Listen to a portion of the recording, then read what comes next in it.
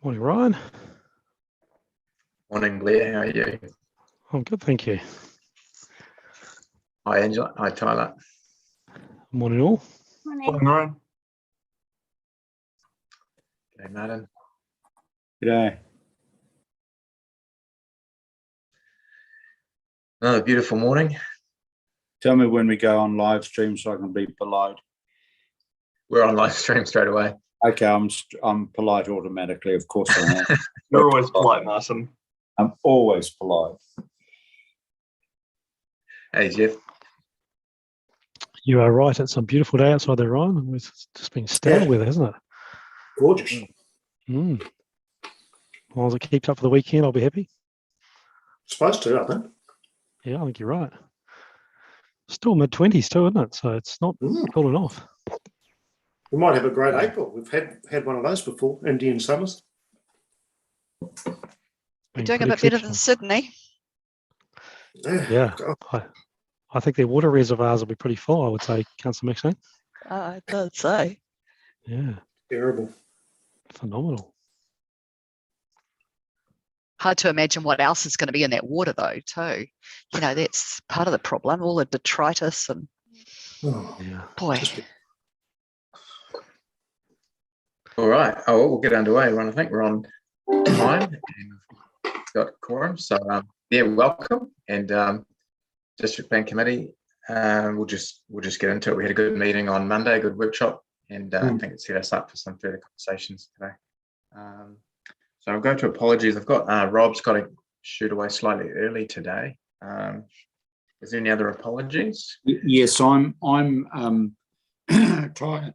Excuse me. I'm going to come in via iPhone because I have to pick my wife up, who's seeing a friend in looking after a friend in OPRS this morning. So I've got to just cut away just to collect her and come back. But I'll tune in. So if there's voting, I'm in the meeting obviously because but I'll listen. Yeah, if you can just do the adjustments, Tyler. And for me, I don't think I have any voting or anything, but I'll just watch and then I'll fade in and out. No worries. The recommendations are sort of as you see them, unless we have any changes to that, but should be pretty straightforward. Ryan, I'm representing the council at the cricket this afternoon, and I was intending to be there kind of about 1:30 if we're still going. So okay. I could disappear about 1. It's a hard job, Jeff, but somebody's got to do it, eh? It is tough. Yeah, thanks for taking one for the team. Take one for the team. All right, all noted. Moved by myself, seconded by Councillor Angela. Any against? Carried. Confirmation of the agenda. Tyler sent out the run sheet. Again, pretty straightforward. I'll move. Seconded by Councillor Angela. Any against? None. Carried. Any declarations of interest other than standing? Yeah, sorry, Mr. Chair, just reconfirm I'm just here as an observer, won't be participating, and may come and go during the meeting. No problem. Thank you. And any public And that's forum? my status as well, actually, Chair Ryan. What's that? That's my status as well. I'm here as an observer, along with, I'm not a committee member. Okay, thank you. You'll keep track of quorum for me, eh, Tyler? Thank you. I don't think Mangai James is on yet. Okay, fantastic. We'll go to the previous minutes. Item 5, confirmation of district plan being 15th of November, 15th of December. It's going back a while now. Any questions or queries? None. I'll move. Second, Deputy Taylor. Any against? None. Carried. Chair's report. Item 6, page 9. Really just an update from me in terms of what we've been doing and what we've got to do in the mix, and obviously a lot of that we'll be working through in today's agenda. unless there's anything particularly anyone wants an opportunity to discuss. I'll move. Seconded, Councillor Martin, thank you. Any against?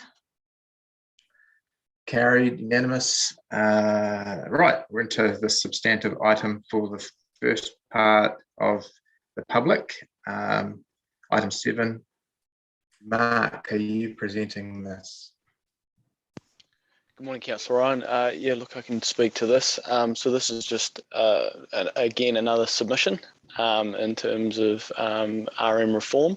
This submission was looking specifically at the role of local voice in the new RM reform structures. So we've circulated the draft submission and obviously also just provided that final through to you as well. And look, I guess the points or the submission points really that we're stressing again in here, and as we did a couple of weeks ago in the previous one, is really around local voice and democracy in terms of decision making and plan making. There's some the submission sought or asked about specific mechanisms for local voice to be heard. So we provided feedback on that, and that's outlined in the submission. Thanks, Mark. I think we've had a bit of visibility of this previously as well, eh? Jeff's nodding. Mark's not sure. Oh yeah, no. Sorry, I wasn't sure if that was a question targeted at me or not. It's been circulated for feedback. I don't think we received overwhelming feedback from elected members, but as I say, it's along very similar themes and lines to the one several weeks ago, and really just the feedback or the direction of our submission is with respect to, I think, really the loss of democratic voice and decision making and local plan making, and so our submission is obviously identifying those issues and suggesting that that's a weakness or possible failing of the proposed new structures. Welcome, Mangala James. Yeah, no problem. Okay, I think it doesn't appear to be any questions. I'll hold questions open. I'll just moved by Councillor Rob, seconded by Councillor Angela. Is there any questions or comments for debate on this? Okay, we'll go to the vote. Those in favour, the submission. Carried, unanimous. We're on to item 8. Blair. Yes, good morning, councillors, and thank you, Chair. So, General Manager report. I'm going to, there's a few key elements to this, but I'm largely going to take the report as read. The report provides an update on the program and the key plan changes that have been agreed. Plan change 9, plan change 12, also an update on plan change 10. The report also covers the Fairfield-Endley partnership, and I have Ben Scott on the meeting if there's any questions on that matter. And we also just talk about project risks, and we've gone through a thorough reevaluation of the risks of the program and projects, just again disclose the things that are front of mind as we think about the complex matters of work ahead of us. And I guess I would just reiterate that there's a lot to be done over the next few months, and critical time frame between now and August in terms of both the work for Plan Change 9 and Plan Change 12. And I also note that we have Plan Change 5, which isn't part of this report, but that's the Peacock Plan Change also progressing at the same time. So incredible amount of work, a lot of detail to be put behind the information that we'll talk through today. And this report is just, I guess, giving you the flavour of the various work streams within the major plan changes. So happy for myself or Mark to take any questions on what's covered in the report. Thanks, Blair. I'll kick off with a few questions and I'll come to you, Councillor Sarah. I love under emerging issues, there are currently no emerging issues to bring to the committee when everything at the moment is an emerging issue in this space. Made me smile. Just a question on paragraph 36 in terms of urban design. Obviously, the MDERS bill sort of cut through a lot of that, and I see staff are in discussions with other tier 1 councils in order to achieve good design outcomes for high density. How's that progressing, and what's that starting to look like? Is it getting shape or directional? Yeah, Councillor Ryan, I can possibly answer that, and I'll pass on to Paul Bowman, I think's on the line as well. But just as a starter, I mean, the standards in terms of MDRS, the 3x3 are very prescriptive. There's very little room within that for us to do anything. But where we do have opportunity is in the medium density areas around our centres and around the CBD as well. But I'll hand over to Paul, who can expand on that a little bit. Paul, if you're happy to. Yeah, sure, Mark. Morning, everybody. As you'll know, Chair Ryan, we put in quite a strong submission in December on the Housing Bill on design. We felt it didn't go strong enough in terms of MDRS outcomes, and we did a lot of sort of visual typology outcomes in that submission, as did most other tier 1 authorities. So we're pretty well aligned with the likes of Wellington and Christchurch. We're catching up with them ideally every week or every fortnight. We're kind of scrambling to see how we can best achieve good design outcomes, as Mark said, really for the stuff above and beyond MDRS. That's not to say we're not going to have a crack at trying to get some improved permeability and landscaping outcomes for the MDRS and tie it to the vision and strategy work, as you know. But our main kind of battleground, if you like, is 4+ type of typologies, which comes under the higher density and the medium density realms of what we're looking at, because we have a restricted discretionary pathway, which allows us to look at design much like we do in the central city at the moment. So there's things like height to boundaries and outdoor living area space, and making sure setbacks and permeability are as good as we can get it. But it's that, to be honest with you, we have to be honest, the MDRS does take a lot of our influence, because if you're a permitted activity, you don't need to come and speak to council. So we've got to be honest here to everyone on the call. But certainly for the big stuff, we'll do our best to achieve those improved design outcomes. Thanks, Paul. So I guess the first cab off the rank for us is which is getting flushed out through our Te Ture Whaimana stuff, is to actually see where we might be able to restrict the 3-story development. That's the first point, I guess. And then once we land on that, we might be able to dig a bit deeper into some of the design outcomes. Is that with potentially, even though it may not be prescriptive, we might be able to use incentives to encourage better proactive urban design. Would that be fair?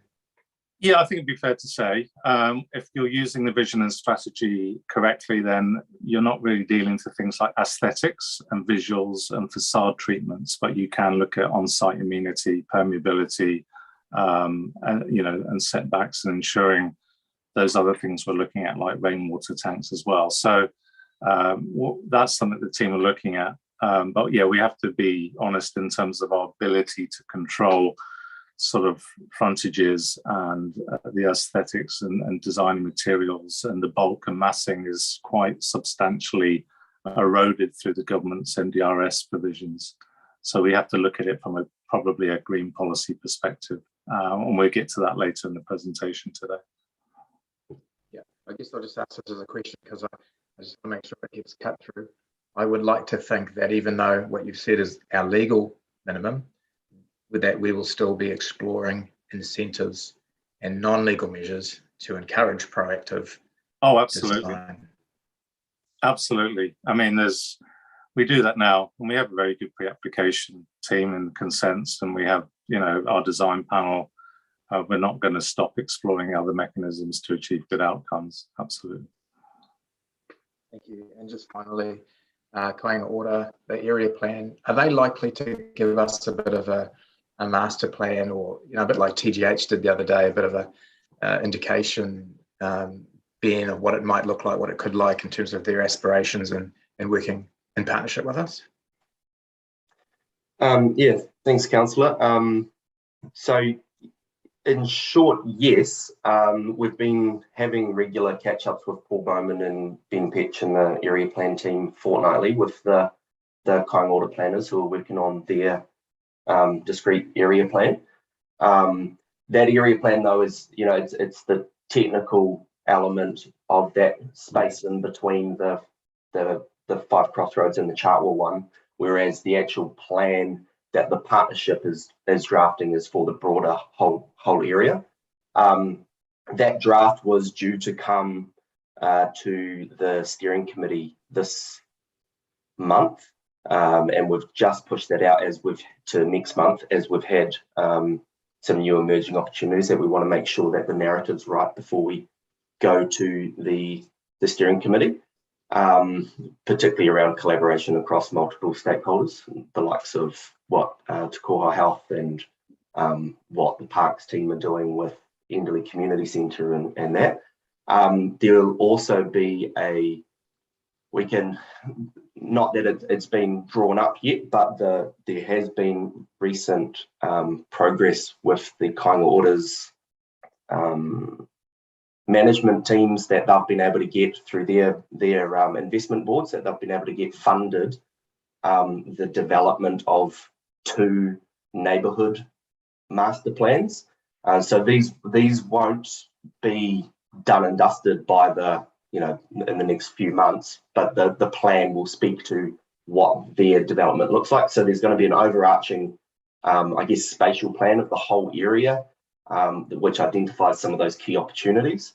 And then over the next 18 months, there'll be more concerted effort on 2 very specific, more detailed neighbourhood plans that'll likely be centred around the likes of the Enderley Park and the Fairfield Park, and building out from there. But what I can say on top of that is that with all of that happening, part of the immediate draft, the immediate plan, is that Kāinga Ora are looking at, and they've identified 100 of their current properties that they can just get going. So we'll be presenting that in the initial plan as a commitment to the community that there's going to be progress and action happening from day one on the ground once that plan is produced. And so those 100 properties could be yielding up to 300 warm dry homes within and across Fairfield and Enderley, but they've been identified in a way that they're not going to jeopardise some of those longer, more aspirational opportunities, which we need to dive into and master plan more specifically. But these are those opportunities that are pepper potted across the community, where there might be 2 or 3 properties contiguous that could then become 10 or 12 units, and that's kind of what will be repeated. That is funded and will be planned for as part of Kāinga Ora's BAU, so they've already got that in train, and they're planning to deliver those by the end of 2024. And then all of the above, they've got 800 odd properties that'll all start to take shape through those neighbourhood plans and as the partnership progresses over time. So it's a living document, I guess. Great, thanks, Ben. Very thorough. Councillor Sarah. Thank you, Chair. First question was just following on from the discussion on urban design outcomes. The building code, obviously we don't have any control over that, but I guess the requirements around cladding are pretty minimal at the moment, and that's one area where if you had better quality cladding going on properties, I think you would in the longer term have better outcomes, particularly with these high density areas. Is there an opportunity, what opportunities do you see, Paul, in advocating for some changes there with other metro councils? Yeah, so good question, Councillor Sarah. I mean, cladding and facade treatment historically has been very difficult to control in New Zealand and other jurisdictions around the world. You get design coding in Australia and Europe, and they're very specific when you grant consent on having material samples sent to the planning department so they can line them up, like when you're choosing new tiles for your bathroom. And you look at what's appropriate given the context of the street.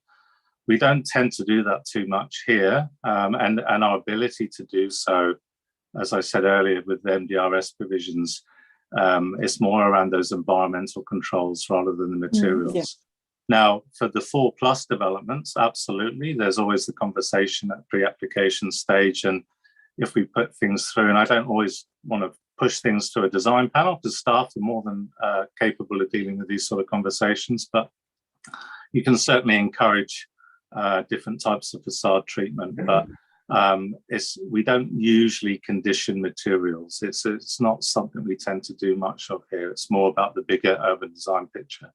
And it's a very tricky thing to do right now as well in the current climate, given materials are scarce and developers will want to use materials that they have available and probably those materials that are in easy supply. Yeah, I understand that difficulty and with where things are at the moment with supplied materials. Councillor Sarah, I'm happy to get Corey Lange, our building control manager, just to pick that conversation up with you if you like. Certainly Corey is well aware of some of your comments and well aware of the things that you're seeking. There are a number of considerations there. Certainly he is extremely active in a number of national forums with other metro councils. So I think it would be useful for me to connect him up with you just to explore that further. But I think, I just reinforce Paul's comments. If anything, it's not something that we're seeing as a high priority at the moment in the building sector. Their focus is elsewhere. If Corey could be available with Sarah's agreement, if Corey could be available for a drop in Zoom with Sarah and any others who may be interested in that, I think quite significant. I'll set something up, Councillor. Yeah, thank you. Even in greenfield developments, I've seen some pretty average outcomes, to be frank, particularly with cladding choices and things. The other thing is going back to that our wider district plan change program, and Mark, I appreciate you making the time to discuss those transport corridors. An initial question is, say, obviously we're extremely pressured time-wise at the moment, but if there's a will from council to be looking really hard at how we intensify further, like we have the right levels of intensification things along our key transport corridors and within those particularly accessible parts of our city, would that be a separate plan change? What would that look like process-wise, potentially? Yeah, thanks, Councillor Sarah. It's a really good question. I think that we need to look at it more holistically and work in with the MSP transport business case work that's going on at the moment. I mean, as I sort of mentioned earlier in the week, some of these corridors are largely surrounded by industrial land uses, or certainly some of the major ones, like Te Rapa. Others are urban residential corridors.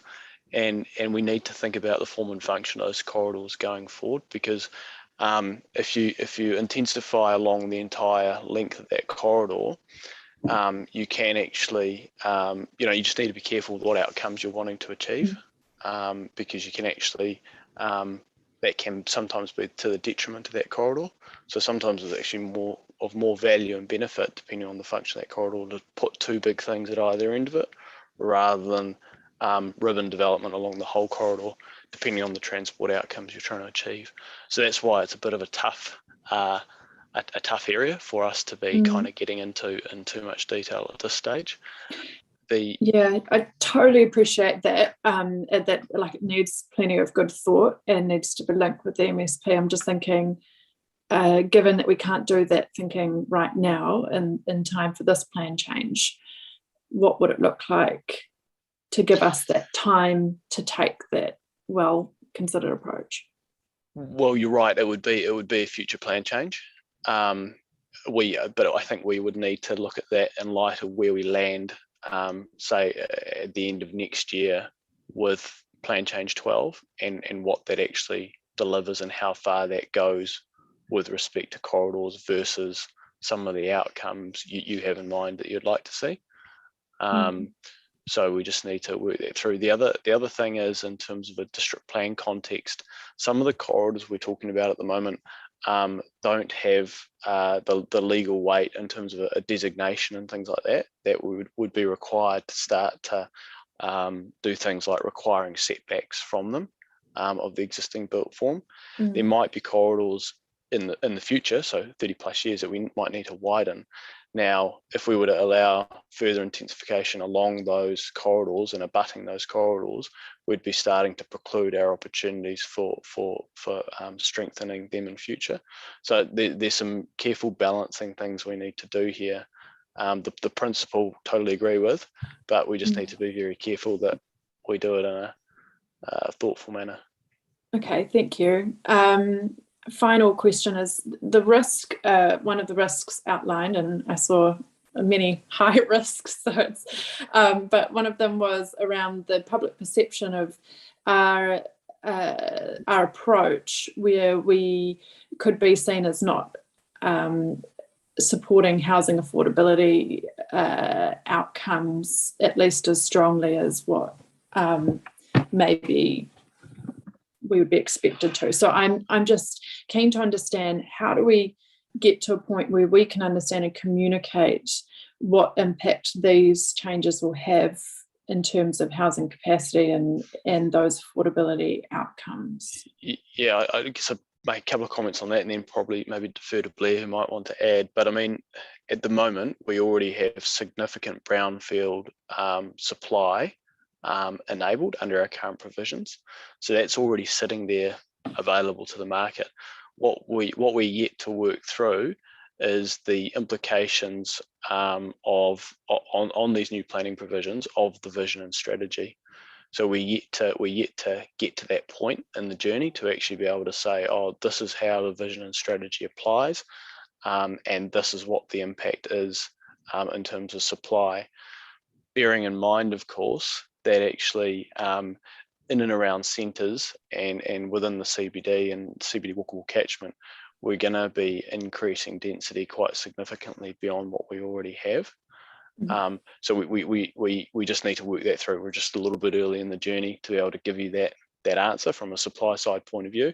I'd expect us to be able to provide that sort of towards the end of April as we start to work through this.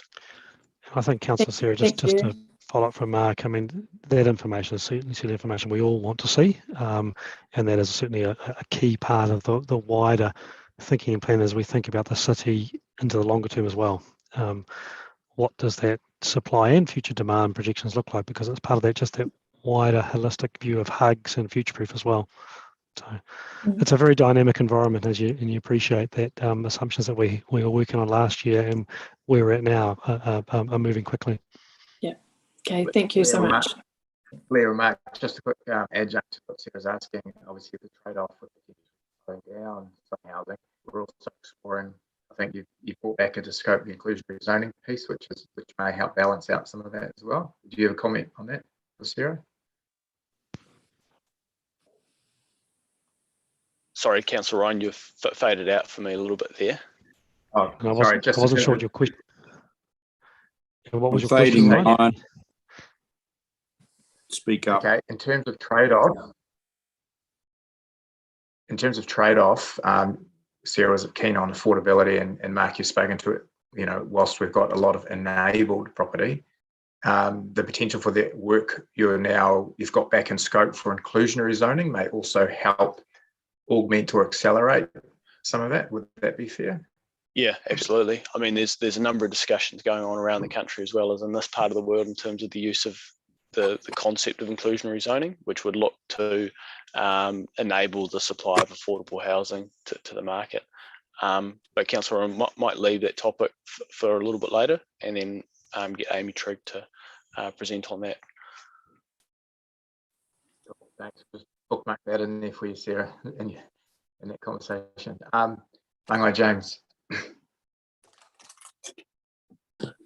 Thank you, Mr. Chair, and apologies for my lateness to the meeting. I guess my question is just, there was a comment just earlier about the vision and strategy. Does it connect to amenity, the amenity values and amenity element?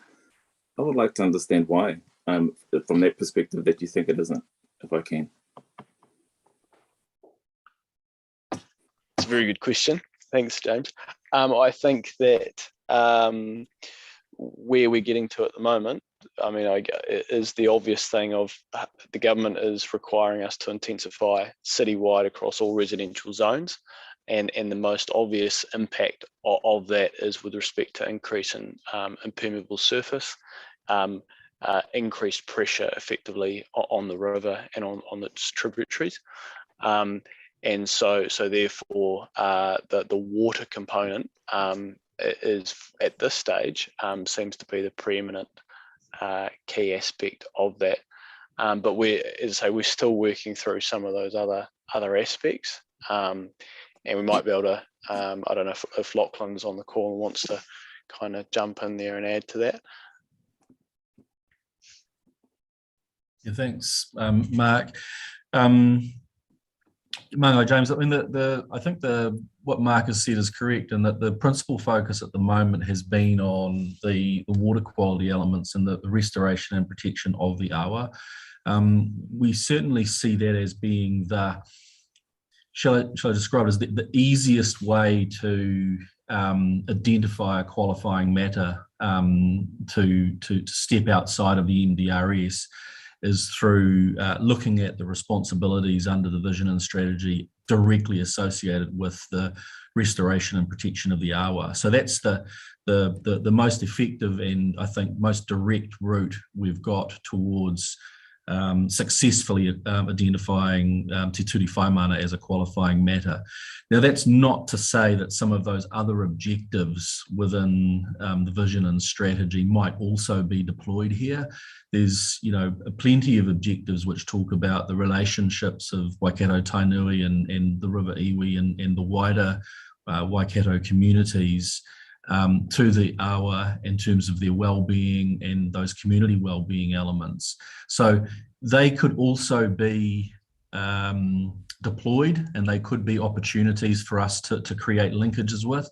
But right now, the number one target in terms of making the link between Te Ture Whaimana and the challenges that we've got with density is all about the three waters implications and the relationship with the health and restoration of the river. So I don't discount those other elements, but right now they're secondary to the principal thread of the sort of theory that we're running. Cool. No, thank you for that, Lachlan and Mark. I guess that was the main part, was just understanding that the other objectives weren't discounted, because I felt like that comment around that amenity wasn't connected to vision and strategy felt like it discounted that part, but I understand the immediate focus on the betterment of the water and the restoration in the waterway itself. So no, I appreciate the response. Thank you. Right. It looks like it's the end of questions for us. And then we'll move into some more substantive discussion in PX, of course. The recommendation on page 17 essentially is to receive the report and that revised work program, which, as you all appreciate, is quite dynamic. But the recommendation covers that and keeps us on track in terms of a compliance, and also balances the needs of staff with resourcing and delivering upon that. So I'm happy to move that. Do I have a seconder? Thanks, Deputy Mayor. Is there any discussion? Just on the undertaking that Blair has said that he will also keep us attuned around resourcing and capacity for all this work. Noted. We're just in debate. So is there any other comments? Debate? Well, that is a comment. That is, it's a comment if we're in debate. Yeah. And yeah, it's a comment purely because I just want to share with colleagues that we constantly, in terms of all this work, making sure that our AP and our budget is matching the work that's in front of us. That's all. That's just a general, everyone knows that, but I'm just re-emphasising that we would expect Blair to immediately inform us if there are resourcing issues. Okay, we will go to the vote. Show of hands. Carried unanimously. Thanks, everyone. I'll move that we go into PX. Chair Ryan, just before we jump Sorry, in, you want to comment on that? yeah, look, I can just give a brief comment to Councillor Martin. Look, I assure you that myself and Mark work very closely on all those matters you've just raised, Councillor Martin. And I think our risk section in the GM report speaks to our radar being up very much on all the various dynamic elements of the work program. So we have a very clear focus on what's required to be delivered between now and the end of the term. And as you've said, it's dynamic, but our focus is very much on the team wellbeing and resources. But we also have a clear view as to what our priorities are, and we continually monitor that and tweak things as needed to make sure we deliver on the priorities. So thank you. Thanks. And I know, Blair, that you and Mark have kept quite transparent with me in terms of what's mission critical to be notified before the end of this training and what can wait till January, February as a second bite at the cherry. So that's constantly being checked across your resource levels. Yes, well. and I think, Chair, when we started this journey 12 months ago and where we are now, who could have envisaged what was ahead of us? But we're here, and that's just exactly what we do. So thank you. Thanks, Blair. Okay, I'll move. We go to PX, seconded by Councillor Angela. I'll give the team